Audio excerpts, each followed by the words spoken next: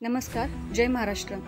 आज मी तुम्हाला शिवकालीन इतिहासामध्ये एक महत्त्वाचा शब्द वापरला गेला आहे त्याबद्दल तुम्हाला माहिती सांगणार आहे। तो शब्द आहे कुलमुखत्यार। तर कुलमुखत्यार म्हणजे काय? तर एखादी व्यक्ती आपल्या जबाबदाऱ्या आपल्या अनुपस्थित का दुसऱ्या व्यक्तीला कायदेशीररित्या सोपवते, त्याला म्हणतात कुलमुखत्यार। इंग्लिशमध्ये आपण याला म्हणू power of attorney. Chhatrapati Shivaji महाराजांनी कुलमुखत्यार पद निर्माण केलं आणि याच्या पहिल्या मानकरी ठरल्या राजमाता जिजाऊ।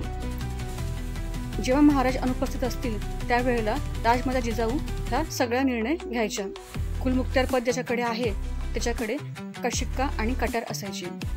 महाराज जेव्हा आग्र्याच्या कैदमध्ये होते तेव्हा याच पदाचा उपयोग करून राजमाता जिजाऊंनी स्वराज्याच्या सीमा वाढवण्यासाठी रांगणा किल्ला जिंकला होता। राजमाता जिजाऊंच्या मृत्यूनंतर कुलमुखत्यार हे पद छत्रपती शिवाजी महाराजांनी येसूबाईंना दिलं। येसूबाईंनंतर मात्र हे पद अधिकृतरित्या कोणाकडे गेलं याबद्दल मात्र इतिहासामध्ये नोंद नाहीये। मी आशा करते तुम्हाला ही छोटीशी माहिती नक्की आवडली असेल। पुढच्या व्हिडिओमध्ये अशीच एक नवीन माहिती घेऊन येईन। तोपर्यंत जय महाराष्ट्र।